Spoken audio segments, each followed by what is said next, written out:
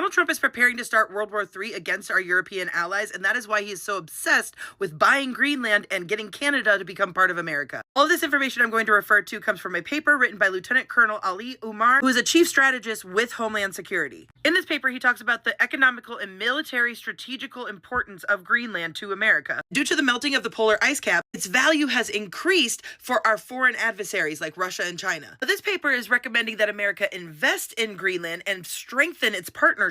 Greenland holds our most northern military base that was pivotal in us helping win World War II. It was a place where the U.S. could go and refuel before going to Europe. Now, this right here is the Arctic Circle. Now, this is what's controlled by Russia. This is what's controlled by Canada. This is Denmark via Greenland right here. And then that blue piece up there is us via Alaska. Finland, Iceland, Norway, and Sweden also have smaller parts of it. But as you can see, the U.S., Canada, and Greenland do make up about half of that. Now, Russia and China both desperately want to get their hands on Greenland. Because of the melting polar ice caps, new waterways are starting to emerge, which means control over this whole area has weakened.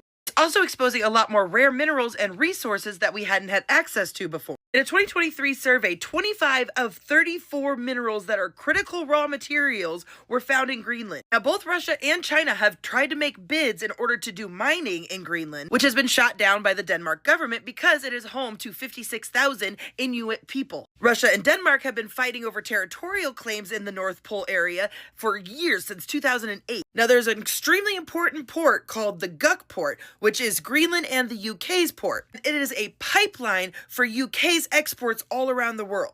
And as you can see right here, this is all part of Canada's part of the Arctic Circle. That's called the Northwest Passage. The Northwest Passage was literally sought out for hundreds of years by explorers to try and find a faster trade route. Unfortunately, because of the icebergs and polar caps, it was a very dangerous route to take. But now that everything is melting, it's becoming a much more viable option again. And it would be 7,000 miles shorter than the Panama Canal. Oh, the Panama Canal, you say? The other thing that Trump is trying to get hold of? Essentially, what Trump is trying to do here is gain control of most of the Arctic Circle, one of our most strategic military bases, as well as sell off the resources inside of Greenland at the expense of the people who live there. Guys, he is trying to team up with China and Russia in order to control the export of resources so that when World War III inevitably starts, the military action in Europe will be weakened by cutting off trade supply, taking control over the Northwest Passage while financing their war. Plus, if we had this, we would have a military advantage over Russia and China,